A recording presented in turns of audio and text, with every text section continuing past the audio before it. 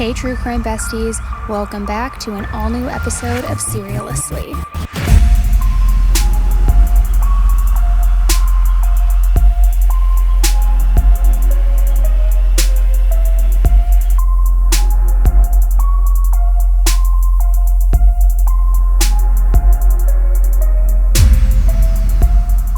Hello. Welcome back to an all-new episode of Serialously with me, Annie Elise. I hope you had a great weekend. I am flying off to Boston right after this for the Karen Read trial, so I am very busy finishing up packing, getting things ready. I'm going to be there through the majority of this week, covering the case and inside the courtroom, but it was a busy weekend full of packing and doing some last minute stuff before I jump on the flight. So I hope you had a nice weekend as well. And for those of you who are following the Karen Read trial and all of that coverage, the recap that I put out at the end of this week will of course be from my time in the courtroom and, my experience firsthand. But as you probably know from the title of this episode, we are not here to talk about Karen Read today. We are here to talk about tons of new updates in the Idaho 4 case. And for those of you who are watching on YouTube, I'm just going to apologize in advance. I am going to be doing a set change here in a minute during the episode because I was having some tech issues. Now, we have had some updates trickling in over the last couple of months because as we move closer and closer to the trial in August, this case, which once was under, a very strict gag order, these pretrial motions are being filed. So through that, we're getting a little bit of insight into some of the evidence that they are planning to present, some of the arguments and alibis and testimony that they're going to be using. And so we've been able to piece together a little bit more information, such as, of course, the 911 call that was released, the text transcripts, different things like that, the Amazon history, you name it.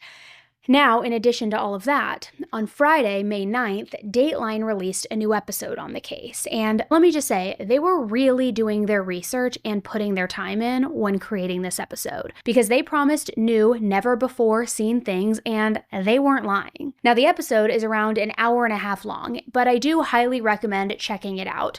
However, for now, I do want to go over the biggest takeaways. I also want to talk through some of the theories, go over the new timelines that have been discovered. I want to just talk through all of it. So if that is something that you're interested in, you are in the right place and we are going to dive right in. So like I said, this episode was about an hour and a half long and it was loaded with information. So I want to break this down into a couple of parts. First, we can briefly go over some of the new faces that we saw interviewed in this episode because these people who spoke were kind of, I think, interviewed a lot for the shock factor and to build on Bryan's odd behaviors and his character pre-murders because it wasn't anyone who was directly related to the case. It wasn't any of the victims' family members or anything like that, but people connected by proxy, if that makes sense. So I want to talk about them. Then I want to go over the timeline because this was by far one of the biggest takeaways from this episode, at least for me, and it really does focus on the movements leading up to the murders themselves, who was possibly the target, and some more detail regarding that. And I also want to talk theories because as you can imagine, now with this new information, more theories are coming out, more speculation. People are putting the puzzle pieces together. Now, like I said, there weren't a whole lot of people interviewed for this episode, and the people who were, I personally think that they were interviewed not necessarily for shock factor, but to give more context as to Bryan's character, behaviors, pre-murders, things like that, rather than anything else, because they aren't actually directly connected with having anything to do with the case. So the first person that I want to briefly mention is Angela Nevaez. She's the mother of Maddie's best friend, Ashlyn. Now, Angela briefly spoke about Ashlyn and Maddie's relationship, as well as Maddie's personality, who she was as a person, her life, everything overall. And Ashlyn isn't really someone whose name we're super familiar with. But the reason that I even wanted to mention it and why I wanted to mention this specific interview is because Ashlyn may not be someone that we know very well, but she very easily could have been. You see, Ashlyn lived at King Road at that house not too long before the murders. She had recently graduated, and she decided that she was going to move back home with her parents inside their house so she could save money, start figuring out her career moves, what she wanted to do with her life. And everyone else who lived in that house was still in college. It was full of sorority girls, partying 24/7, just people in and out. So it kind of made sense for her to move on with her life, to move back home and just, start to leave that party life behind her. However, as we all probably have come to know, November 12th was a very big day in Moscow. And not only was it a big day in hindsight, given what happened, but it was a big game day. And if you've ever been to college or ever watched Friday Night Lights or anything like that, you know how huge game day is. Even if you don't like or enjoy football, it's game day. The community is in chaos. Everybody's excited. There's so much energy. Everybody's getting dressed up. They're going out to party. They want to celebrate. It's a big day. And it's basically kind of like an unwritten rule that you're going to celebrate. And we know that's exactly what the roommates were doing that day. So Ashlyn had made plans to stay with Maddie that night. However, her plans ended up getting messed up when her parents' flight got rescheduled. Because of that, she had to stay home and she had to watch over their dogs. So she was going to miss the game day partying and she wasn't going to be able to spend the night with Maddie at the King Road house. Now, hearing that story really started to mess with me a bit, and I'm sure if you watched it, it probably messed with you too, because she should have been with Maddie that night. She would have been in bed with her, sleeping off the alcohol, thinking nothing of it. And at the time, she was probably angry that she had to dog sit, right? She was probably angry and bummed out that she had to miss out on all of the fun, not even realizing that she likely would have died that night. She likely would have been murdered had she gone. And there's just no other way around it. She would have been in the direct line of fire. And that's a really scary thing to think about. I don't know if you would call it divine intervention or God's plan, whatever you're comfortable calling it.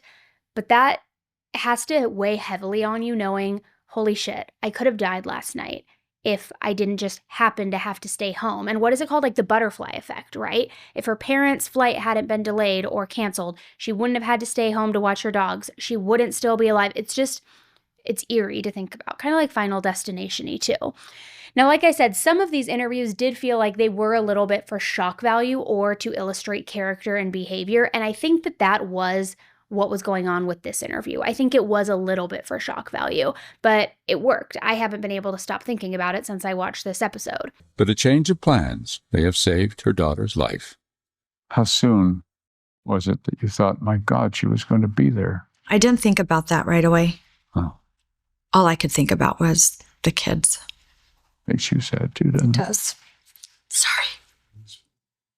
Now, the second interview, per se, wasn't a direct interview with one person, but with a few other people who spoke out on one specific situation, which we're about to get into. And I wanted to add this section of the episode in here because I think if it's true, it really does show some huge red flags in Bryan leading up to the murders.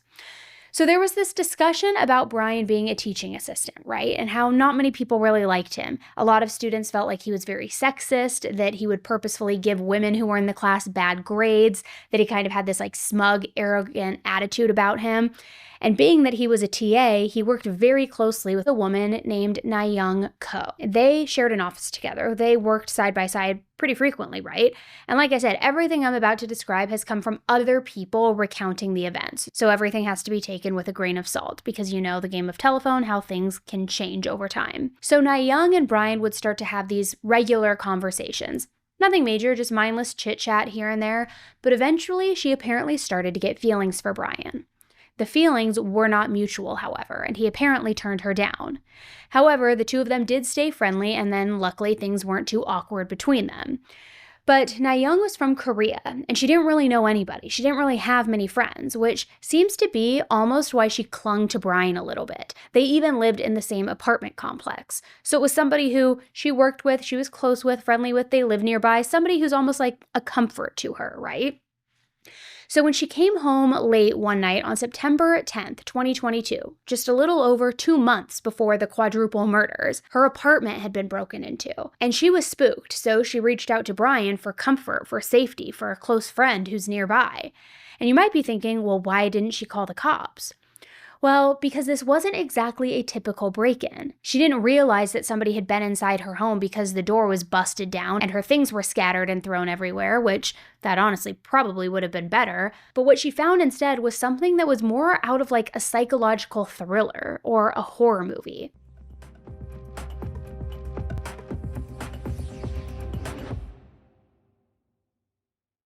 This spring, I feel like I'm doing everything that I can possibly do to stay on track and just not get behind, not get overwhelmed. And I've talked with you about Factor before, but I want to mention them again because they have like changed my routine for me so much. If you ever feel like you've been wanting to eat better, but you don't have time to prep, to shop, to cook, to do all of the things just like I feel like I have no time to do, let me put you on to Factor because these are chef-prepared meals that show up fresh at your doorstep. And all you have to do is heat them up. It's 2 minutes. That's it. And I'm not talking like heating up a frozen meal like the old school days of TV dinners. These are so good. Just last night, I had their shredded chicken taco bowl, and it was so flavorful, so tasty. I was done feeling like full and good. It was just the right amount of food, and I didn't feel like I was compromising, you know? It was like actually really good. And the breakfast egg bites, I am obsessed with them. You already know I'm obsessed with their chocolate banana smoothies. I take those every single day when I leave the house. The flavor, they have like nailed it. I don't even know how. But they have over 45 meals every week, and they have options like Calorie Smart, Keto, Protein Plus, you name it. So whether I'm rushing between recordings or running around with the kids, Factor has made it so much easier for me to stay consistent and feel good about what I'm eating. So get started at factormeals.com/AE50off and use code AE50off to get 50% off plus free shipping on your first box. That's code AE50off at factormeals.com/AE50off. You'll get 50% off plus free shipping.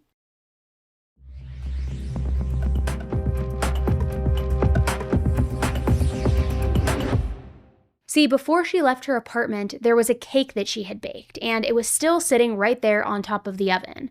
She had messed it up during the baking process, and it got burnt, but for whatever reason, she was pressed for time, and she didn't have a chance to, chuck it in the garbage before leaving. So she just left it there, right on top of the oven. Yet when she got home, the cake was inside the microwave. And she didn't have roommates. She didn't have anybody close in her life that she had given a spare key to either. She knew that the cake was burned and that it was probably disgusting, so she definitely wouldn't have mindlessly put it in the microwave so that she could eat it later and store it. It looked as though somebody came in and intentionally moved it. And on top of that, she went into the bathroom and she found that all of her makeup was perfectly lined up on top of the toilet seat, which usually she kept her makeup on shelves in the bathroom.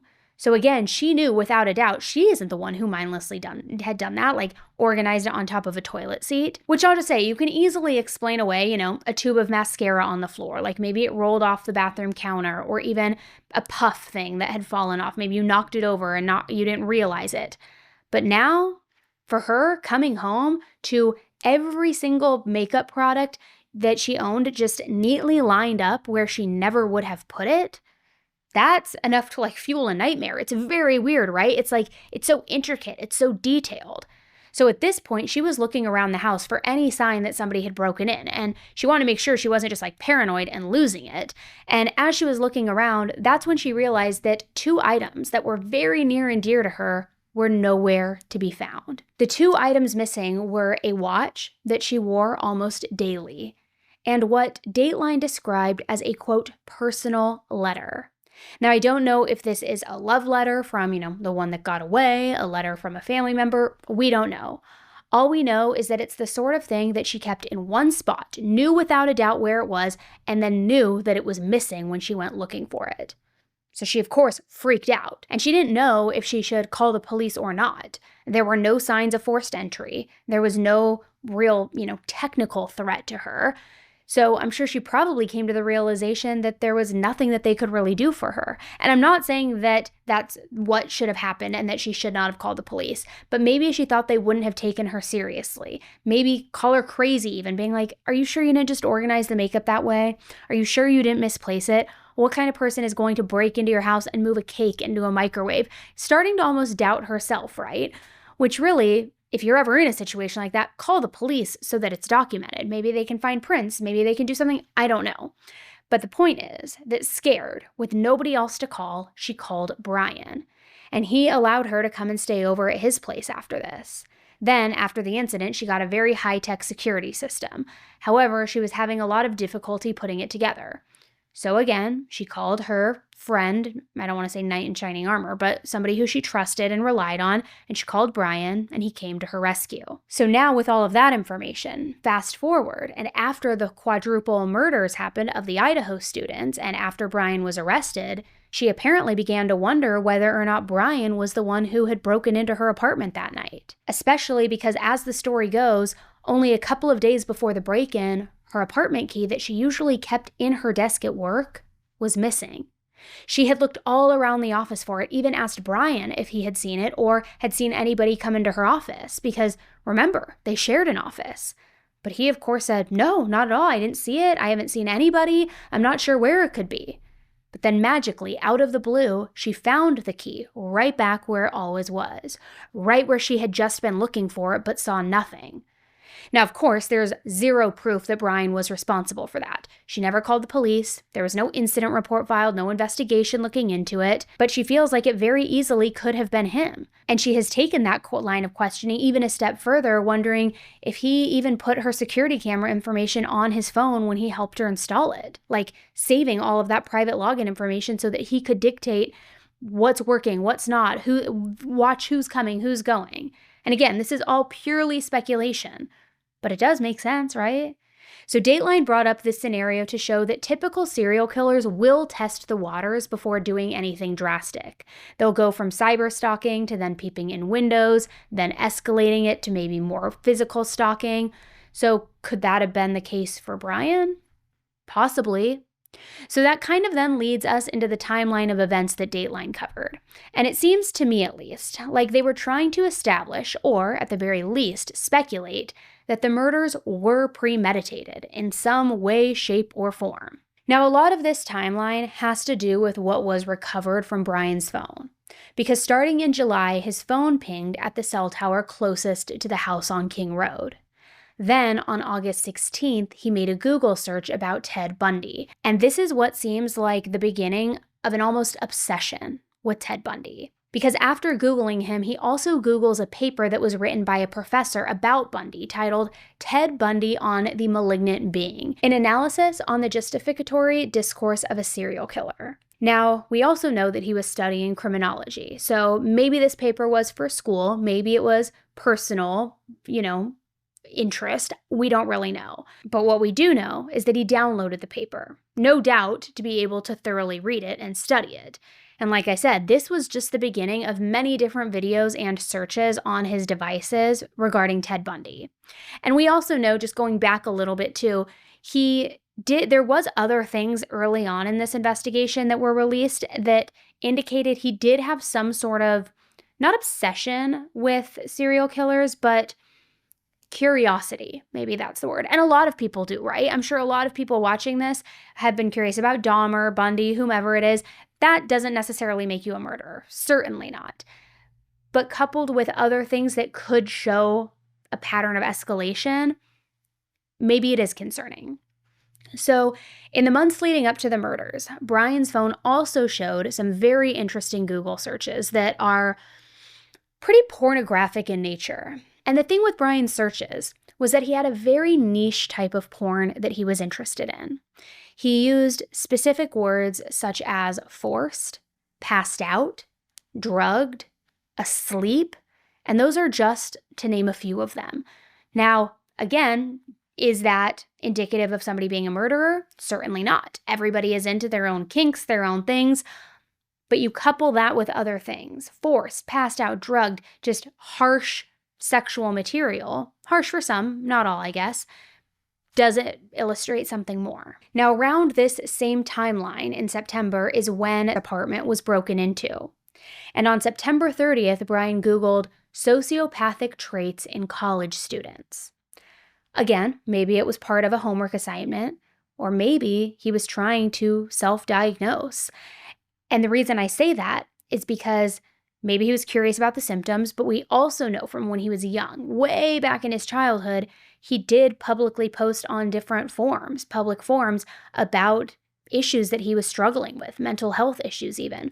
So could he be trying to say, like, I a sociopath? Let me Google it. Sociopathic tendencies or sociopathic symptoms in college mail. Like, concerning. Then, within the first 2 weeks in October, Bryan's phone pinged 3 separate times at that cell tower that is closest to the King Road house. So experts and honestly, just your average Joe, are speculating that in these times, Bryan was likely studying the area. Studying the house, casing the area, and checking things out, almost building a plan. Which, if that's the case, then it seems like he may have already known his target, which we'll get into more here shortly. So let's talk about the victims for a moment, because these victims were young, they were in college, they were on social media, and they were always on TikTok, all the time. You can see in video after video, just like curtains are open at night, it's a party house, people are coming and going. So it's not a crazy assumption to guess that he would kind of just watch through the window and look and get an idea of the layout of the house. Who was inside? What were people's routines? What were their comings and goings and patterns? Things like that. Then fast forward a little bit, and on October 9th, more porn Google searches again. Forced, drugged, those are the keywords. Then on October 19th, Bryan Googled, "Can sociopaths behave prosocially?" And I think that this search is very, very interesting because prosocially basically means acting as though you're empathetic, you're helping somebody, you're giving, there's kindness that you're exuding, that you're being nice to them, helping them. So for him to Google, "Can sociopaths behave prosocially?" that with the other Google search of sociopathic symptoms in a college mail, it makes me think he is trying to self-diagnose. He wants to know the symptoms. Then he's saying, okay, can a sociopath act like they're being kind? Can they act like they're helping somebody? Because if I am kind and if I am helping somebody, am I really a sociopath? And this is just my opinion. That's what I am, garnering from these searches. I could be way off. Maybe he was just curious for work again or for school. Who knows? But I do think that it is a very specific and a very interesting search. Then, over the span of 13 days, he Googled his own name multiple times. Just Bryan Kohberger. Just seeing what results it yielded. Just seeing what would come up. What's easily accessible. I don't know. And I will say, it's one thing to look up your name one time. I feel like we've all probably done it just to see, what does come up. But multiple times, over an almost 2-week period, that feels kind of odd, almost like he's looking for something specific or looking to see if he's hidden. I don't know. So then we move on to November, the month of the murders.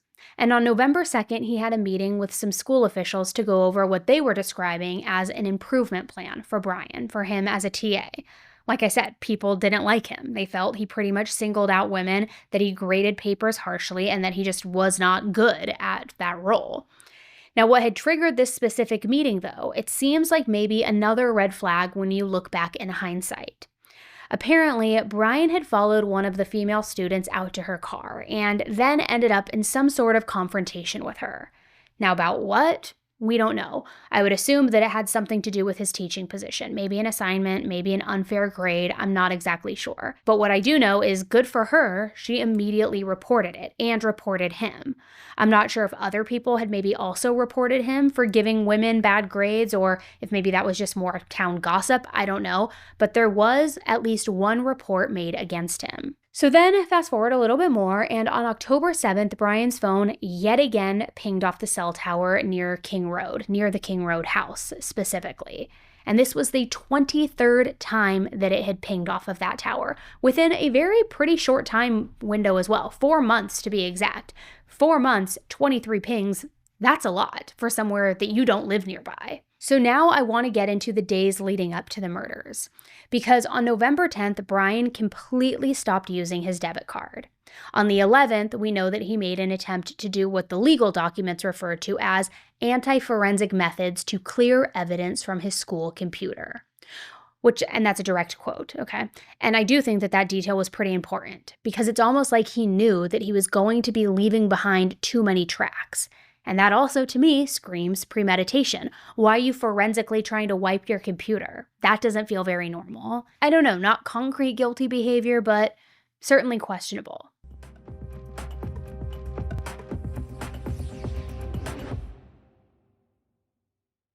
All right, so you know those like chaotic mornings where nobody wants to eat the breakfast that you've made, you're late getting out the door to school, suddenly you realize you haven't eaten either, and it's just like chaos? I mean, welcome to my daily life, my friends. And that is why Kachava has totally become my go-to, because it's a complete meal replacement that actually tastes good. And listen, I'm not just using it for myself anymore. I've also started giving it to my kids, and I give it to them, I say, hey, here's your milkshake. Here, Emmy, here's your strawberry milkshake, which she just like goes bananas over. And they have no idea that it is packed with over 85 superfoods.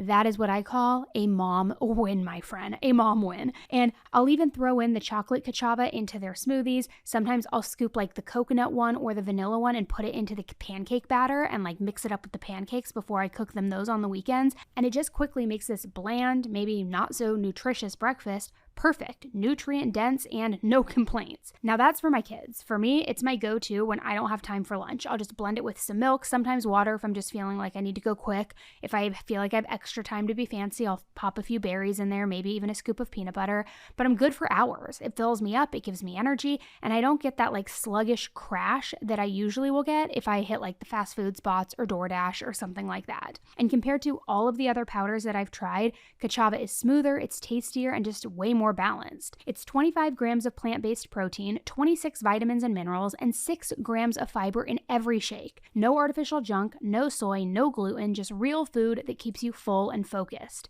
And here's the thing, you don't have to be a vegan or into the whole superfoods movement to love it. If you're a busy parent like me or just trying to stay consistent with meals that actually will nourish you, Kachava makes it easy. Try it, toss it in a smoothie, in pancake mix, or just shake it with some milk. It's that simple. There's even a love it guarantee, but honestly, I think that you are going to be as hooked as I am, so you should just try it. You'll love it. So stay sharp and fuel yourself with Kachava. Go to kachava.com and use code AE for 15% off their subscription for a limited time. That's Kachava, KACHAVA.com, code AE for 15% off.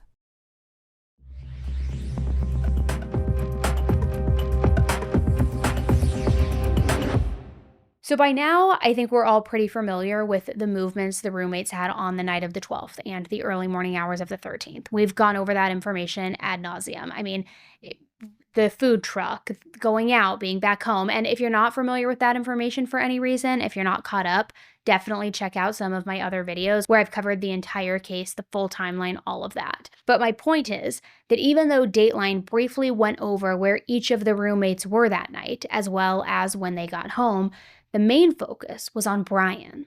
And this is where things get pretty crazy. And I have to just clarify, this is all just a major running theory.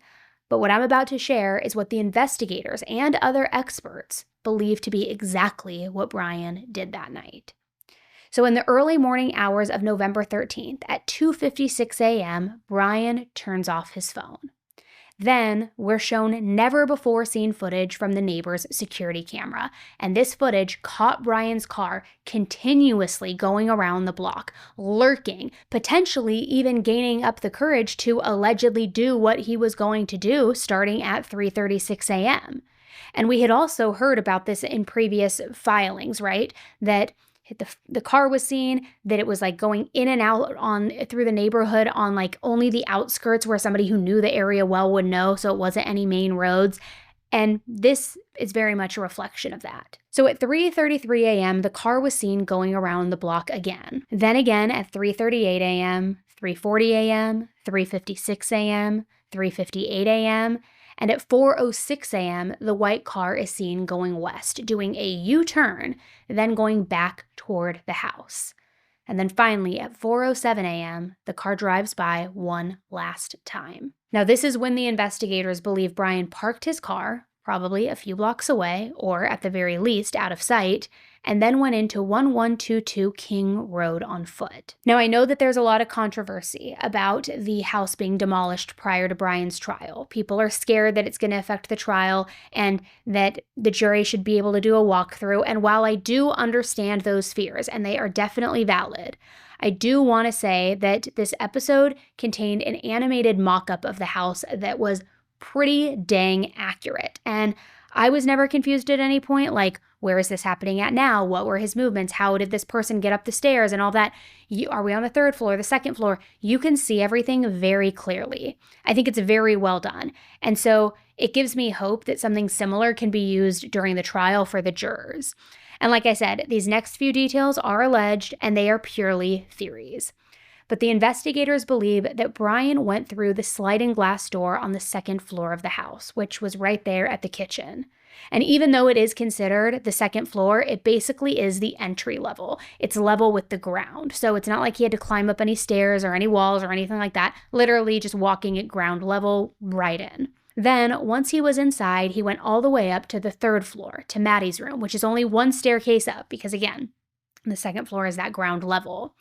Now, this is why the investigators believe that Maddie was always his intended target and that everybody else was, unfortunately, just kind of collateral damage. And I made my theory very known since day one, well before the Dateline episode, well before any of this information started coming out in the last few months. But I always believed that Maddie was the target and that the reason Kaylee died is because she wasn't supposed to be there. She wasn't supposed to be sleeping next to Maddie, that his rage, his killing, allegedly Bryan, was directed at Maddie, and that when he saw Kaylee there, he got so pissed off because she was ruining his plan.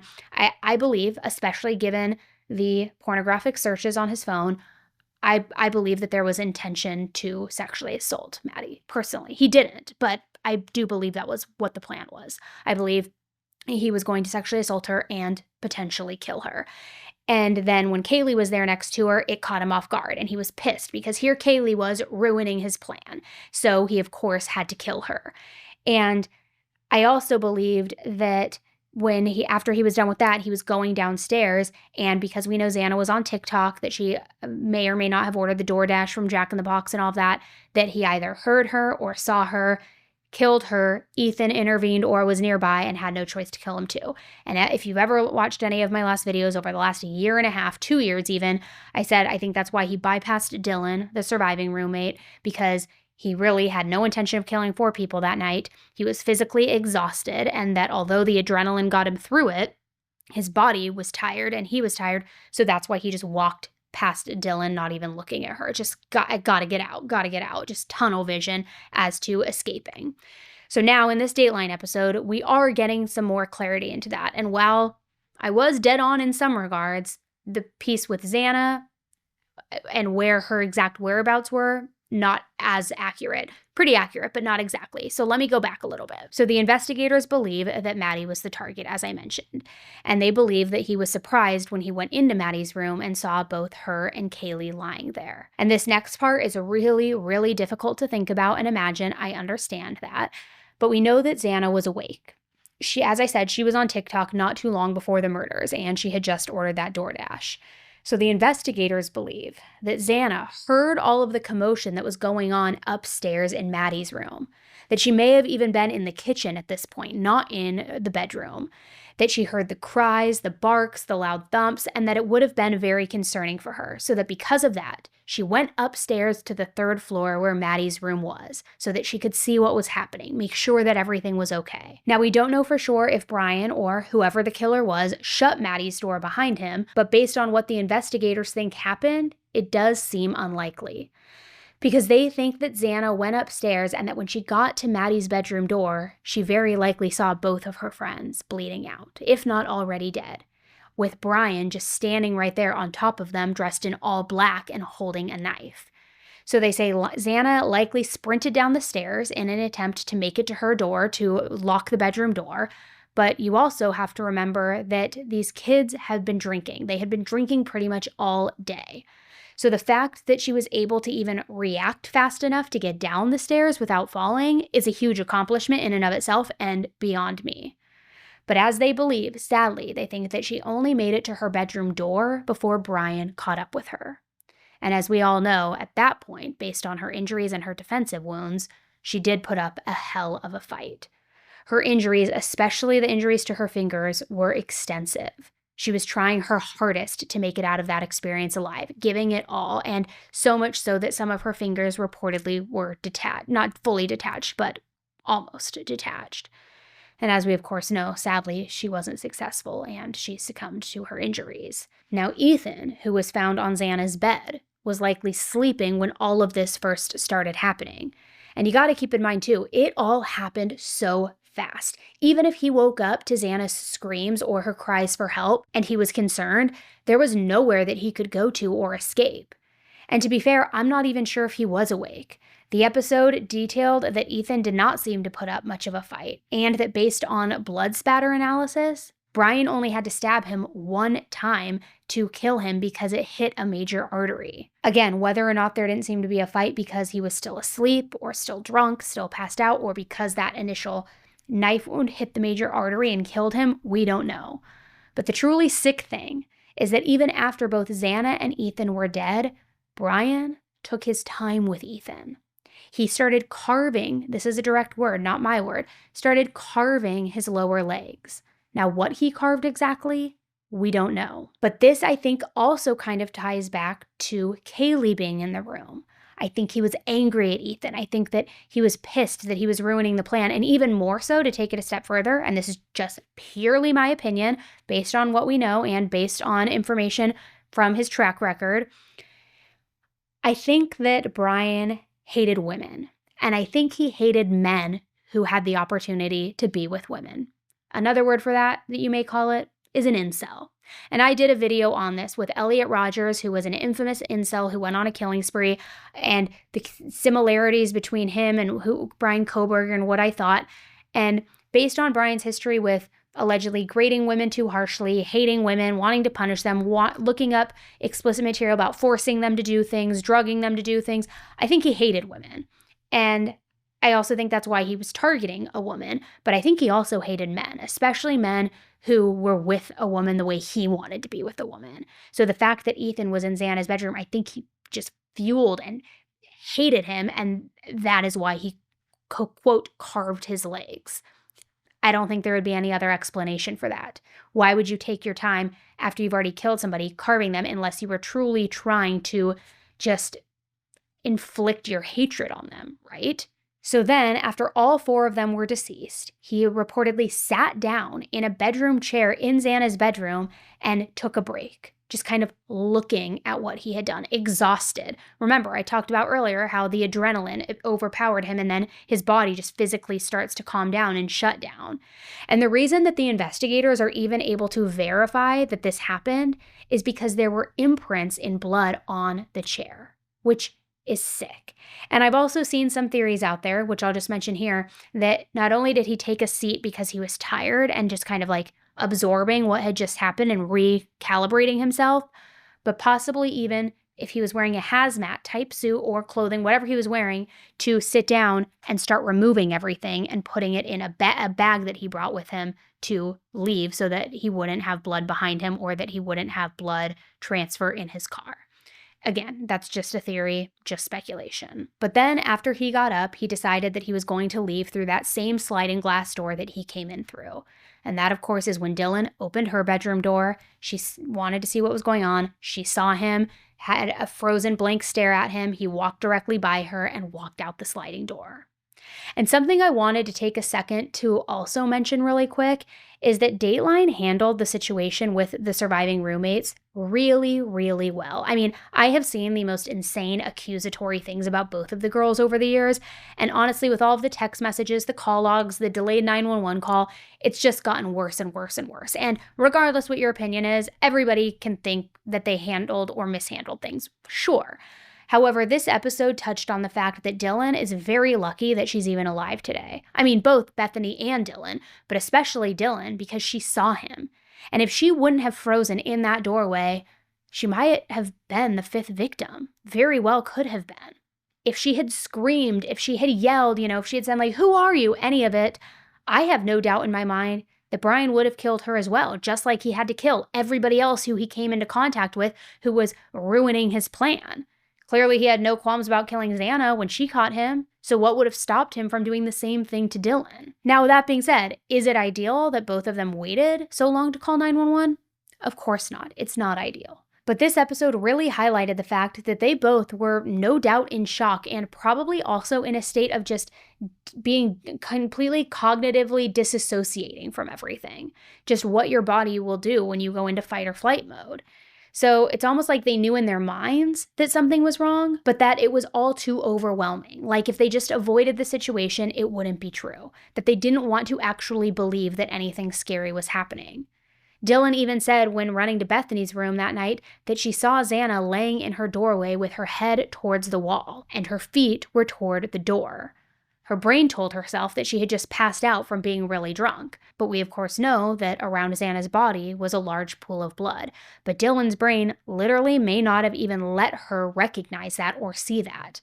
The brain works in so many different mysterious kinds of ways, trying to protect you, trying to protect itself, and so I think they did a good job handling that, and I also just wanted to touch on that here. I have talked with a lot of experts in the field and survivors who have told me even when something does look like a bloodbath, when you're in that moment, you don't even see it, which is so gnarly to think about, but that is your brain truly trying to protect yourself. So now, based on what the investigators are saying their theory is, Xana shouldn't have died that night, Ethan shouldn't have died that night, and Kaylee shouldn't have.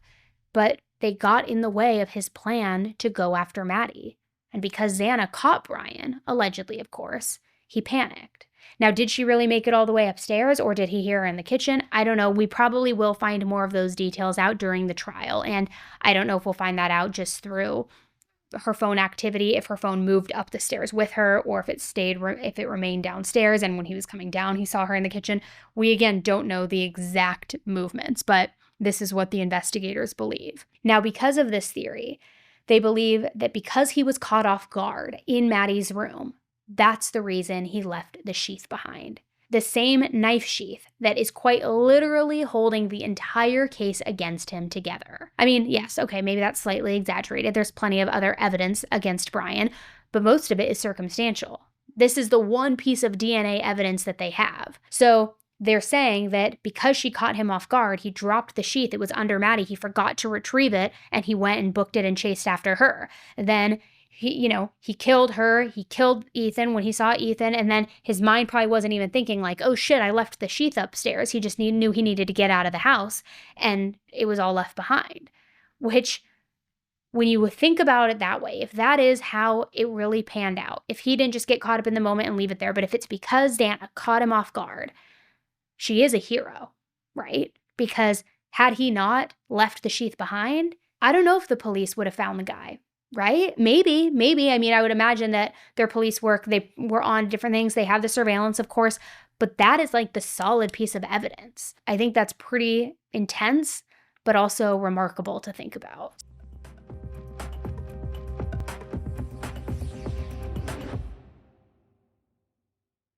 All right, guys, let's talk about something real for a sec. I've talked with you about it before. It's a little TMI, it's a little personal, but you know what? 88% of my audience is women, so you'll get it. And it's hormone imbalance. I told you before, and I am not joking, guys, I had such hormone imbalance. My sex drive was low. I felt like my skin was getting dry. I don't know if it's perimenopause. I don't know what it is, but I was so desperate that I actually got a pellet put in my butt cheek, okay? I'm not lying. I did it 3 different times and it did not work. It did nothing for me. But then I was introduced to O positive, and that is why I talk to you about them so much too, because it has totally made me go from feeling like off and not quite right to feeling more like myself again. Whether you're exhausted, you're bloated, your libido's up, you're snapping at everyone because you're anxious, whatever it is. I kind of used to chalk it up to like, oh, okay, I'm getting older. It's life. It's all these other variables. But the truth is 80% of women are affected by hormone imbalance, and most of us don't even know it. So for the last couple of months, I've been drinking the Flow Endocrine Superfood by O positive. And I'll be honest, I wasn't sure that I was going to notice a difference. I was a little skeptical because like the pellet, which cost so much money and did nothing for me, I was like, maybe nothing's going to work. But it really has worked for me. Flow is a daily strawberry lemonade drink that tastes so good, and it's packed with over 30 premium ingredients, vitamins, minerals, adaptogens, probiotics, and it's like a multivitamin plus greens drink plus hormone support all in one. I've been drinking it every morning as part of my routine, and I feel so much more steady, like less of these cortisol spikes when I crash midday. I'm sleeping better, my gut feels better,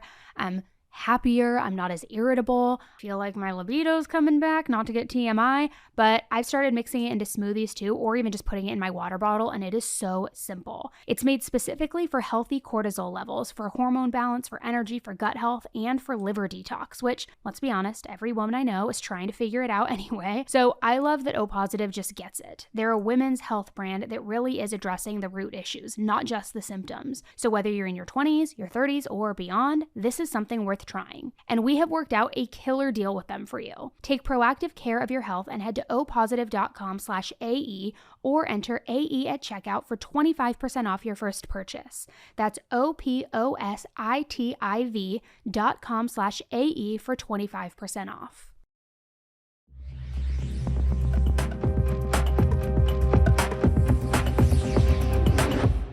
So then at 4:17 a.m., likely when Bryan was finishing up and about to leave, the neighbor's security camera footage picked up something that we had not seen or heard until now. Because on their camera, Kaylee's dog Murphy can be heard continuously barking. And the bark isn't like what happens when a stranger knocks on the door. This bark is a bark of pure panic and terror.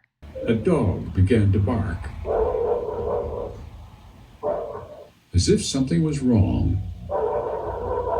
Then at 4:20 a.m., Bryan's car is seen on the neighbor's surveillance camera footage leaving the area. And when I say leaving, it definitely is more of an accurate description to say he's like fleeing the scene, because he is driving so fast, you can even hear the tires screeching in the video. And this is something that we talked about very early on, probably 2 years ago. I did a full map time where I showed you like his car going through the neighborhood, or the killer's car or whatever, going through the neighborhood, and how they booked it and like went so fast. The whole thing, I mean, it's 13 minutes in total from when his car was last seen circling the block and when the car was seen fleeing the scene at 4:20 a.m. 13 minutes, which it's so difficult to understand how all of that could happen in less than 15 minutes. I mean, 4 lives just gone, obliterated. And I have seen so many people who are what they deem themselves as, or what other people, pro-burgers, people who think Bryan is innocent, being set up, being framed. I've seen a lot of people be like, it's impossible. He had to have a second person, or there were multiple people involved. It wasn't him. There's no way you can kill 4 people in 11 minutes, because that was what the timestamp was when we talked about him coming in, going out, whatever, allowing him a minute to come in and a minute to leave. So 11 minutes of a window. Do the math, okay? I get that it seems impossible, but do the math. If you have 11 minutes and you're killing 4 people, that gives you about, 2.5 minutes per person. I'm not going to do the exercise here, but set a timer on your phone for 2.5 minutes and take your arm and just go like this. Throw in some fighting things like this, 2.5 minutes. It's a long time. That is a long time to stab someone and kill them. Not to mention Ethan had the one fatal stab wound directly to the artery that would have made him bleed out and kill him. So you certainly could, with a K-bar knife, you certainly could kill 4 people in 10 minutes. Absolutely. It's awful to think about. I know it's uncomfortable to think about. I think it's also very uncomfortable to do that exercise. But think about that. And to take it a step further, just to go back to tie in like the exhaustion and him sitting in the chair, the body print and blood, all that, and then walking past Dylan thinking like, oh, I can't even see straight. I'm just going out. Even going like this for 2.5 minutes is exhausting. Do that while you're fighting somebody with defensive wounds for 11 minutes. You're going to be pretty exhausted. I don't care how much adrenaline is coming over you.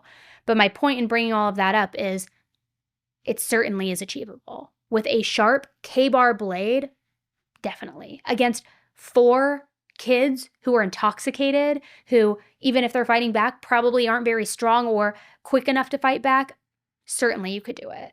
So then after the car takes off, at 4:48 a.m., Bryan's phone turns back on. And this time it pinged way further away and eventually pinged back at his apartment. Which, an interesting detail about his movements that morning is that at 6:17 a.m., he made a 36-minute phone call to his dad. And this was the first of 3 calls that he made to his dad that morning, the longest one being almost an hour long.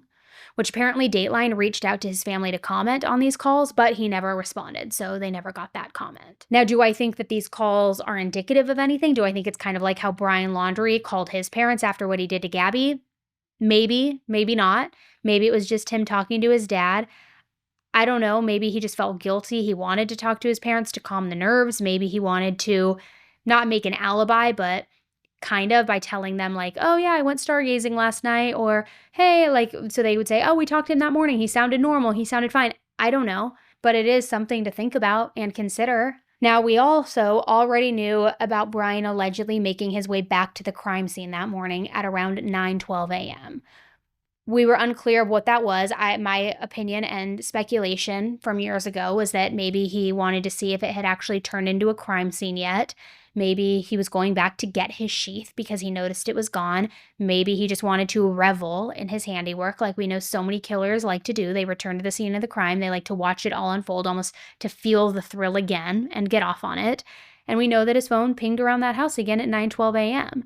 And that was also shortly before his selfie where he's smiling with the thumbs up in the bathroom. So was he thinking he got away with it? I can't imagine. I don't know. I don't know. Then there were also some things we saw with his cell phone data from that morning where it looked as though he had turned his phone off again, turned it back on. And I was like, oh, in my mind again, he's disposing of the murder weapon, getting rid of, burning the clothes, probably burying stuff, who knows.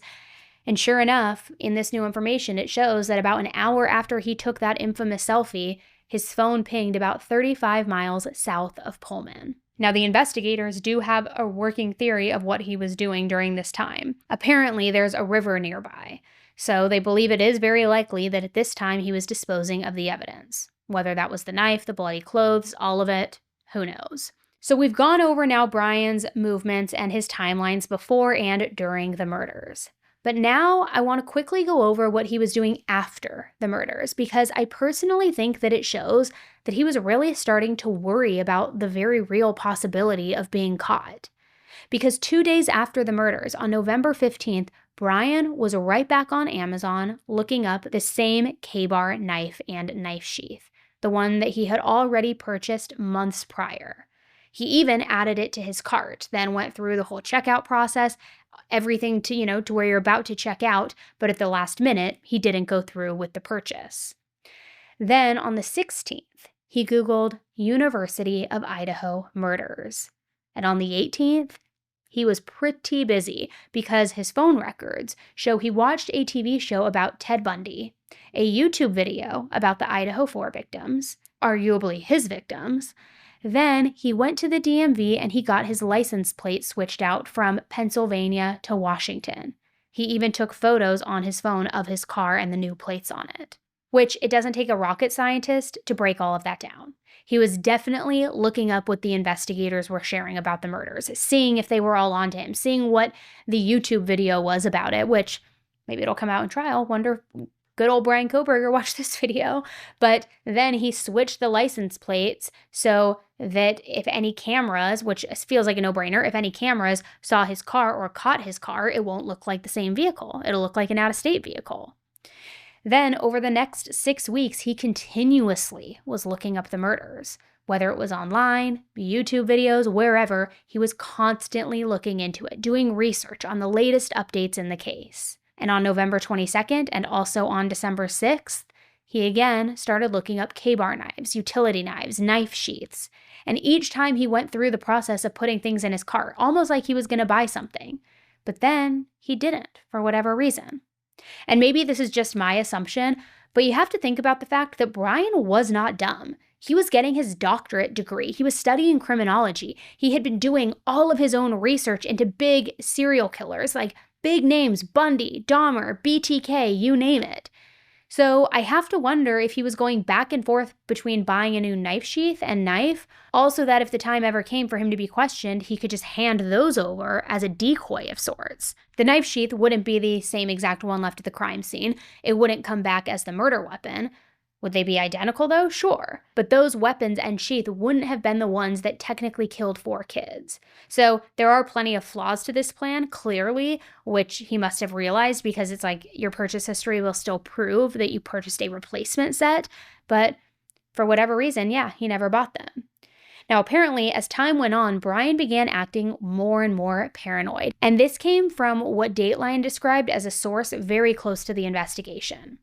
They said that his family noticed he was behaving very oddly. And I guess one of his family members even said to Bryan's dad, "Could Bryan have killed those students?" Allegedly, he was consistently sorting through the garbage at his parents' house too. That's when he started wearing gloves when he was messing with the trash. Just very paranoid behavior. Now, maybe they thought he was being a germaphobe. Maybe, like I said, he was just really well educated in criminology. I don't know. Maybe he knew they would come sorting through the trash for his DNA, which, to be fair, they did. Do sources have concerns about any of the evidence, specifically the DNA on the knife sheath, or how the evidence was collected by law enforcement? We did talk about that. We got into it in some detail. It may not have been quite in the rule book, but in a case where they felt that there was a significant public interest in finding the answer, they may have gone outside the rule book to get the information they did. And again, all of those things are just alleged. They didn't come directly from any of his family members being interviewed on this episode or anything like that. So who really knows what's true, what's not? But I do believe that Dateline would not air information that had not been vetted or come from a very likely source. They usually are very careful of litigation, so I think there is some credibility there. And I say it every time we get into new details with this case, but as the trial comes closer, there is just going to be more and more information that we learn, which I think the biggest thing that I'm still stuck on is the why. Now, pretty early on in this episode, Dateline made it very clear that there is still no official correlation between Bryan and any of the roommates. He did have a lot of pictures of young girls on his phone, though, but none of them were Maddie, Kaylee, Xana, or even any of the surviving roommates. Now, apparently, lots of girls in these photos were students at the college, and some people were even mutual friends with the victims on Instagram, following each other back and forth.